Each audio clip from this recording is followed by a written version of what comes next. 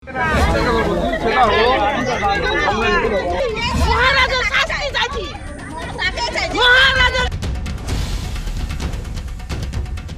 মন্দিরে সকলে মনের শান্তি পেতে দেবতার চরণে অর্ঘ্য নিবেদন করেন, এবারে সেই মন্দিরে ঝরল রক্ত। রথের প্রাক মুহূর্তে সংঘর্ষের জেরে দক্ষিণ দিনাজপুর জেলার ঐতিহ্যবাহী তপন রাধা গোবিন্দ মন্দিরে আদিবাসী এক যুবকের রক্ত ঝরাবার ঘটনাকে কেন্দ্র করে বুধবার বিকেলে আদিবাসী মানুষের বিক্ষোভের জেরে অগ্নিগর্ভ হয়ে উঠল তপন রাধা গোবিন্দ মন্দির। স্থানীয় সূত্রে খবর, আগামী রথযাত্রাকে কেন্দ্র করে গত প্রায় ৩ মাস আগে একটি কমিটি তৈরি করে দেন মন্দিরের পুরোহিত প্রবোধ মহারাজ। মহারাজের তৈরি তালিকা থেকে বাদ পড়েছিলেন স্থানীয় মানুষজন, স্থান পেয়েছিলেন বহিরাগতরা। এরপর স্থানীয় মানুষেরা এই কমিটি নিয়ে অসন্তোষ প্রকাশ করে নিজেরাই সর্বসম্মতিতে কমিটি তৈরি করেন।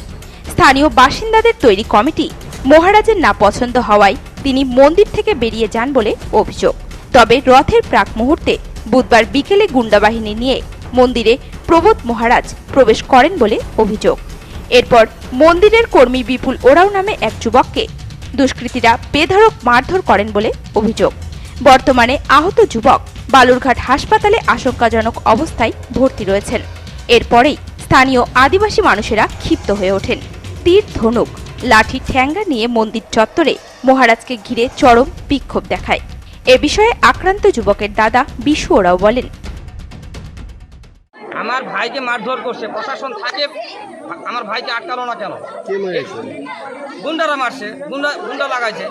কে লাগিয়েছে? সে মহারাজ লাগাইছে, আলু পোশাক লাগাইছে। মহারাজ বলতে আসলে যাচ্ছে। তারপরে আপনারা কি করলেন আজকে?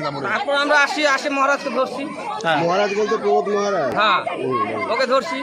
ওকে ধরে এখন আমরা বলছি কালু পোশাককে ডাকো, তোমার ইয়াকে ডাকো। ওই আসলে মহারাজকে আমি ইয়া করলাম, আমি মহারাজ আপনার কিচ্ছু হবে না, আমরা আছি তো, আমাদের সঙ্গে আগে থেকে সম্পর্ক আছে, আমরা আছি তো, তোমাদের ক্ষতি হতে দিব না, তোমার ক্ষতি হতে দিব না, কিন্তু আরও বাকি লোকের ক্ষতি করবো আমরা। কিন্তু আমি মহারাজকে আসে আমি সঙ্গে সঙ্গে বললাম তোমার ক্ষতি হতে দিব না, যেহেতু আমি চলে আসছি তোমার ক্ষতি দিব না। কি কারণে মারধর করলো আপনার ভাইকে? আমার ভাইকে চাবি চাইছিল, গুন্ডারা চাবি চাচ্ছে, ক্যাশ ঘরের চাবি চাচ্ছে মন্দিরে। হ্যাঁ, মন্দিরে চাবি দিবে। 10টা লোকের অর্ডার, কমিটির লোকের অর্ডার, কমিটি মুখে শুনবে তো, অর্ডারগুলো শুনবে তো। যে আপনার ভাই কি মন্দিরেই থাকতো নাকি? মন্দিরে এক পায়ে এরকম ছোট থেকে আমার ভাইটা মহারাজের ইয়া করছে, মানুষ করছে, ওর হেফাজতে ছাড়ি দেওয়া, বিনা বেতনে থাকতো। তারপরে বেতন মোটামুটি 2 বছর হচ্ছে মনে হয়।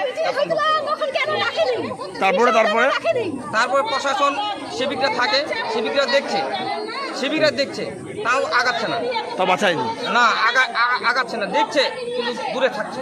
ভাইয়ের শারীরিক পরিস্থিতি কেমন এখন? ভাইয়ের শারীরিক অবস্থা ভালো না, কোথায় আছে এখন ভর্তি? বালুঘাট 10 তলায়।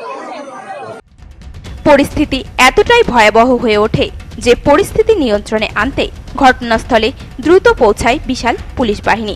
সেই সঙ্গে উপস্থিত হন ডিএসপি প্রদীপ সরকার, তপন থানার আইসি সহ অন্যান্য পুলিশ কর্তারা।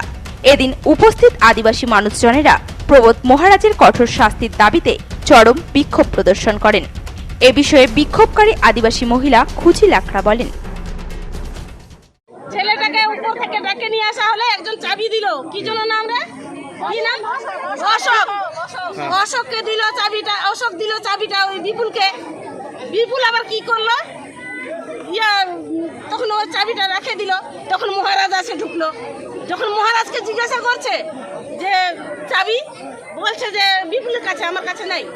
তখনকার বিপুলকে কি করলো, ডাকে, সবাই তো আমার পাড়া চেংড়া পাড়া এই সাইডে, তখন ওই ছেলেকে কি করলো, ওই সাইডে ডাকে নিয়ে যায়, বেদম মার পিটালো, একেবারে বাঁশ দিয়ে দিয়ে খড়ি দিয়ে খুব পিটালো।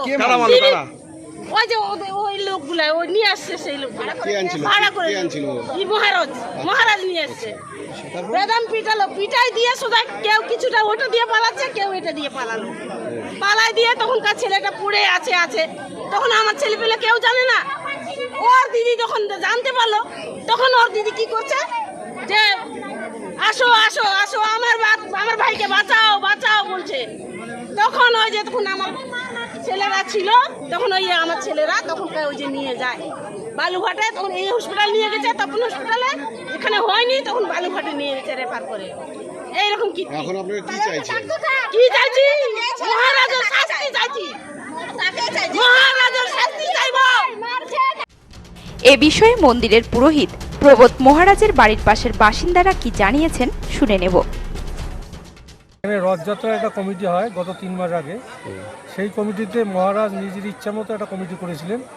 এখানে কলকাতা, কালিয়াগঞ্জ আর অন্য দূরের লোকদের রাখা হয়েছিল, এখানকার লোকাল লোককে বঞ্চিত করে। আর এখানকার লোকাল লোকরা বা কমিটিতে যারা আছে, বৈঠকে যারা ছিলেন, তারা বলেছিলেন যে না, এখানে বসে যে কমিটিটা হবে সেটাই হবে ফাইনাল কমিটি। আমরা চাইছি যেভাবে কমিটি আছে সেই কমিটি রথযাত্রা পার করবে। কমিটি যদি কোনো ভুল ত্রুটি হয়, নিশ্চয়ই একটা শান্ত মন নিয়ে, সঠিক মন নিয়ে, সঠিক প্রাণ নিয়ে এই রথযাত্রার পরে বসে সেখানে সিদ্ধান্ত হবে। এখানে হুজ্জতি বা গণ্ডগোল করে তো কোনো সমাধান হবে না। এই মন্দিরটা তো মহারাজের বাবারও না, আমারও বাবার না। মন্দিরটা হচ্ছে এলাকার লোকের সবার। এরকম আজকে বেশ কিছু গুন্ডা বাহিনী বাহির থেকে বহিরাগত সব, আচ্ছা, কোনো লোকাল নাই, গুন্ডা বাহিনী নিয়ে এসে মন্দিরের উপর হামলা হয় এবং একটা বাচ্চাকে মানে মন্দিরে পুজো করতে পূজা করতো, বাচ্চা ছেলে, আদিবাসী ছেলে, তাকে মারধর করে মাথা টাথা ফাটিয়ে দেয়। কার নেতৃত্বে গুন্ডা বাহিনী এসেছিল কি? ওই প্রবদ্ধর। তপন থেকে বিশেষ প্রতিবেদন, নিউজ টুডে।